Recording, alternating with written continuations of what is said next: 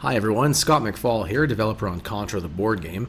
Today I'm here to show you how to set up and play Contra the board game. Now before we get started, I just want to point out that everything you see here is pending licensor approval and is therefore subject to change. And of course, this is not the physical product, this is a tabletop simulator mod. Now with that out of the way, let's get to setup. The first part of setup is choosing your commandos. Now normally in a single player game you would take one commando, but for the sake of demonstration, I'll be playing as two different commandos to really show off that cool two-player dynamic. I have Sweets Manson and Lance Bean on my team today. So after choosing who you want to play as, you find their commando deck in the box, and you place it in front of you. This begins the creation of your commando play area. Then you look for the commando character card and place it to the right of your deck. Then you make sure each commando has 3 medals, a mission card, a turn reference card, one of each move and attack reminder card in their color, their miniature. In today's demonstration, I don't have miniatures, I only have tokens. One of each advantage token type, which I'll detail a bit later. And lastly, each commando draws a hand of 4 cards.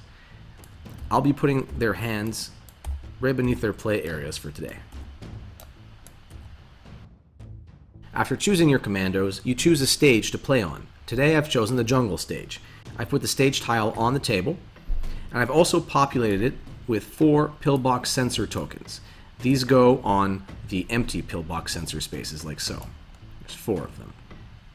Then you find the corresponding stage deck. So for the jungle, we find the jungle stage deck. You place the stage deck anywhere around the board. I've placed it on the left today. Then you find the stage setup card and place it to the right of the deck. And then you follow the setup instructions. Here, for example, it says, setup, place river, then turrets in the stage play area, then flip this card. So we'll follow the instructions and we'll place river and turrets in the stage play area, which is extending from the right of the deck, and then we'll flip the setup card, which now becomes a special rules card. The last part of stage setup is placing your commando miniatures on the board in a commando starting space. So we'll put Lance over here, and we'll put Sweets over here. After selecting your stage, you set up an enemy to go up against. Today, I've selected the defense wall. Normally, you'd find a miniature to represent the defense wall in the box, but like I said, I don't have miniatures in this tabletop simulator demo, so we'll just pretend there's a nice big defense wall miniature right here on the boss starting spaces. Now, some bosses will move, but this one being a wall will stay stationary, so in the game, whenever I'm targeting the boss, I will be shooting these 4 spaces. Then you find the enemy deck in the box and place it somewhere around the board. I've gone ahead and placed it on the right. Then you find the stage setup card and place it to the right of the stage deck, and you resolve the setup instructions. Here it says flip this card, and now it's become a special rules card. Now to win the game, we have to destroy the boss. To destroy the boss, you have to defeat each boss component in play. These are represented by boss cards. Now there's 1 for each commando in play. So today there are 2 commandos, therefore there are 2 boss cards in play. We're just going to go ahead and give 1 to each commando. Now a quick note before I forget, this black playmat here and this digital counter, they don't come in the final box. These are just here to help you guys at home better understand what's going on. After assigning boss cards, each commando has to draw a starting enemy. So we have a sniper recruit here for Sweets, and it's going to spawn in the closest unoccupied spawn point to that commando. So here's one, that's the closest one to Sweets, so we'll find the purple sniper and place it there. Lance draws a red sniper and places it there. When that's done, we make sure all the other components are nearby so we can play. We have stage tokens, which I'll bring a bit closer. We have enemy dice, commando dice, advantage tokens, and of course damage tokens to track enemy damage. Lastly, find the objective deck and the weapon deck and put both nearby. And with that, we're ready to play. So let's find out how to play. Contra the board game is a cooperative board game in which all the players win or lose together. They win by destroying the boss.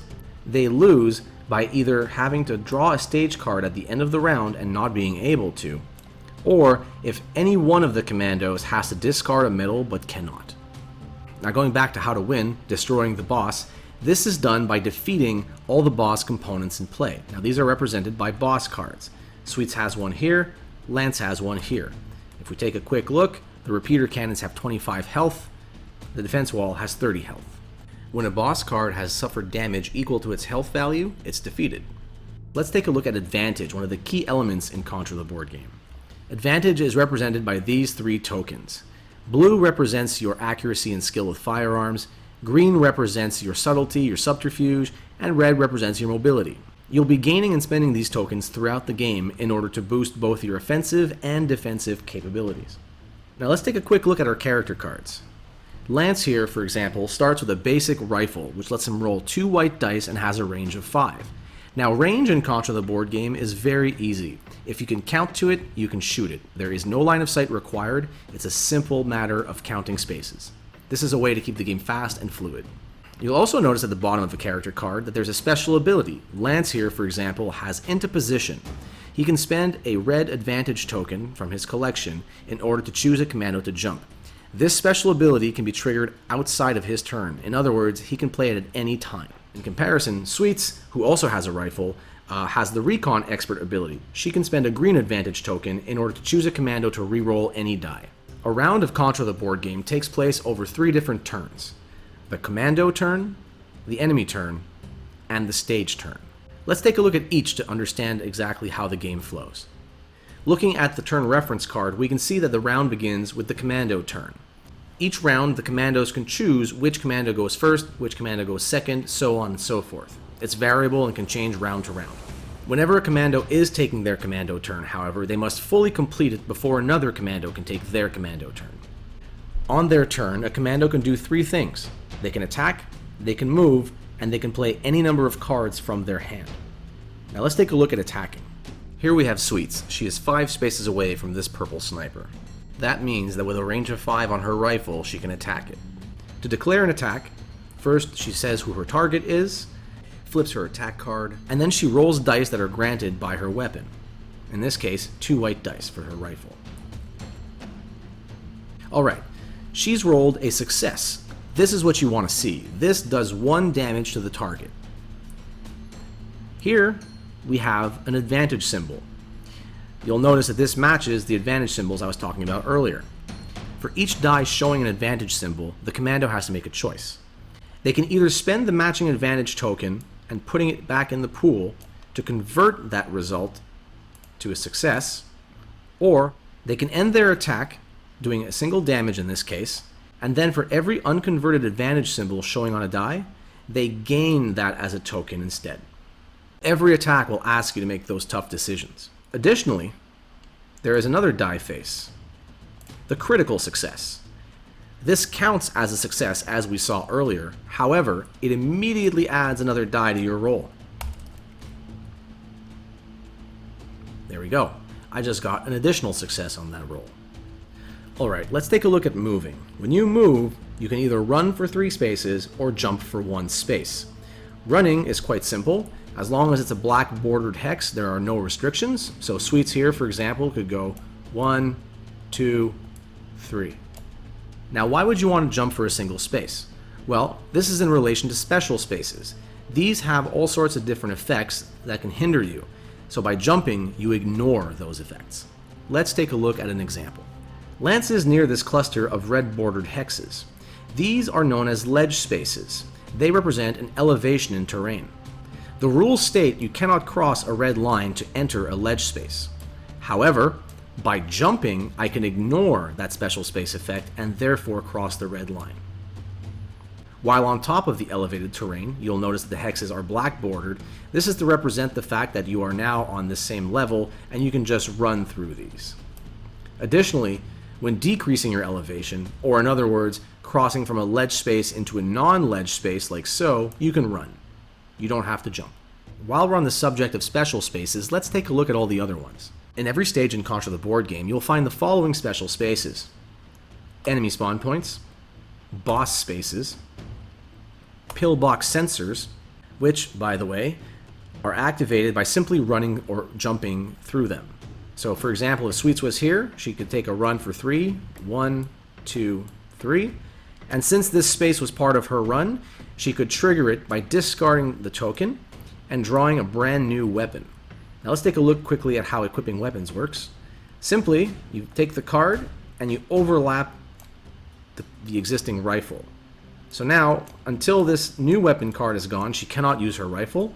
But in this case, she has a flamethrower, which is much more powerful than the rifle. This rolls 4 white dice instead of 2. However, you'll notice the range has decreased from 5 to 3. So it's a trade-off. Another special space you'll see on every stage is the objective space. Once on their turn, and only on their turn, a commando can run or jump through one of these spaces to attempt an objective. So here, for example, Sweets would run 1, 2, 3, and because she ran through the objective space on her move, she can attempt the objective. This is done by drawing the top card of the objective deck and taking a look to see if in your advantage collection you have at least, for example here, 2 reds and 2 greens. Taking a look at Sweets' collection, we do see that she has a red and she has a green, but she does need another red and another green. Luckily, she has a hand of cards. These cards, you'll notice, have advantage symbols on them. That's because they do count towards your current advantage. Additionally, should you run out of tokens, you can discard these cards without effect and use them as spare advantage tokens. Now back to the example, we need 2 reds, 2 greens. Unfortunately, she has 1 red here, 2 additionals here, but only that one. Therefore, she's failed the objective. When you fail an objective, you resolve the scout effect at the bottom of the card. So here we see that it says Scout gain 1 red token and 1 green token. Therefore, Sweets would gain a red and a green. Think of it as a consolation prize. Now, let's pretend she did have enough advantage in her collection. 2 greens, 2 reds. Hey, 2 greens and 2 reds, no problem. In this case, she succeeds at the objective. You discard the card, and you find the objective token that matches the objective space you ran through. So in this case, it's the green one. Sweets would find the green objective token and place it on her mission card. Taking a look at the mission card, you can see that while the green token is on the green space, Sweets will now, during her attacks, be able to convert any number of green results to success results. So going back to our previous die roll over here, she could have chosen to convert this to a success for free without having to spend a green token. So as you can imagine, getting these objective tokens is key to be able to do enough damage to defeat the boss quickly. Now, while on the subject of spaces, there are some unique spaces in the jungle that you won't find in other stages. These are all explained on reference cards in the stage play area. Now let's take a look at the last option a commando has on their turn, which is playing any number of cards. And by the way, these 3 options can be played in any sequence. So you can move, then play cards, then attack, then play some more cards. You can do all these things on your turn.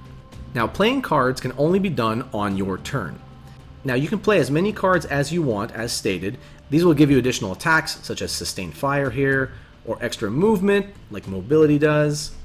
Sometimes you also have special abilities that are unique to your commando, such as Scouting Report for Sweets. Now, it may be very tempting to play all of these cards on your turn. However, you'll notice that as I empty my hand, all I'm left with in terms of advantage now are these 3 tokens. Whilst before, if I had these cards in my hand, I have these 3 advantage tokens and these 4 advantage tokens, or these 4 backup advantage tokens. Now, why this is important is because enemies will get to attack you at the end of the round, and the only way to avoid their incoming fire is to sacrifice advantage. If you don't have enough advantage to sacrifice, you'll get shot. Now, before we move on to explaining the enemy turn, a couple of other clarifications. You can never have more than 3 blue tokens, 3 green tokens, or 3 red tokens, and there is no hand limit. Now, while these cards do have advantage symbols, they do not count towards the physical advantage token limit. Now, when a commando ends their turn, they simply draw a card from their commando deck. They flip this card to signal to the rest of the team that they have taken their turn, and now the next commando plays. After all commandos have played, let's say Lance has just finished his turn and he's flipped this, it is time for the enemy turn. The enemy turn is very quick to resolve. You take a look at all the enemy cards you have in your play area. In this case, Lance has 2 enemy cards, one of those being the boss card, and you roll a black enemy die for each. One thing to keep in mind though, some of these cards might grant additional dice to enemy attacks. A good example being the repeater cannons. Here it says each commando rolls 1 additional enemy die during each of their enemy attacks. Therefore, Lance would actually have to roll a 3rd die during his enemy attack. This will keep on going until someone defeats the repeater cannons. So let's roll these 3 dice and see what happens. Here, Lance has 3 incoming points of damage, 2 of them being blue, 1 of them being this symbol, which means any token of the player's choice. So in other words, Lance has to be able to pay 2 blues and 1 any token of his choice to avoid this damage, and it has to be done at once. So here we have 1 blue token that we can use to avoid that. We have a red token that we can use to avoid the any choice. However, we do not have an extra blue. Sadly, this means that instead of paying these tokens, Lance gets to keep them, but he loses a medal. When you lose a medal, you discard it. If you had any advanced weaponry equipped, that would also be discarded.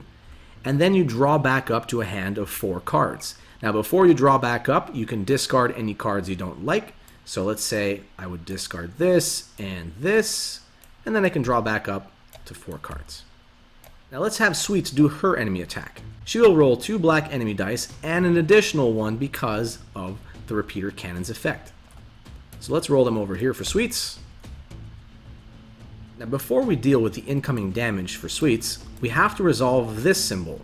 This is an enemy special. This resolves first and separately. You take it, you place it on the leftmost enemy card that doesn't already have one, and then you read its special effect. The defense wall here says, each commando suffers 2 any damage. Then each commando with less than 2 enemies in their play area draws 1 enemy card. So each commando immediately has to suffer 2 any damage. So let's have Sweets discard a blue and a green, and Lance will discard a green and a blue. The remainder of the card doesn't do anything at this point because we both have 2 enemies in our play area. But if one of us was down to 1 enemy only, reinforcements would come out.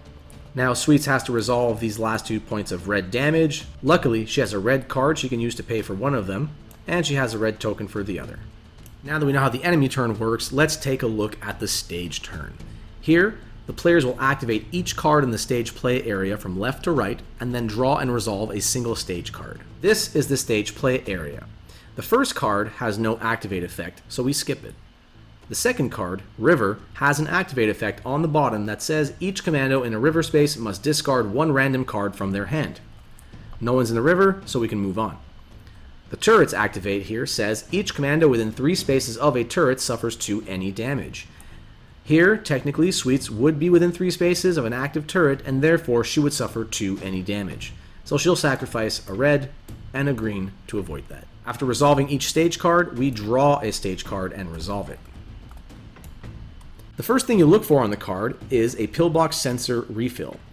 Now you go on the board and refill one of the empty pillbox sensor spaces. Unfortunately for us, they're all full, and therefore this is a wasted refill.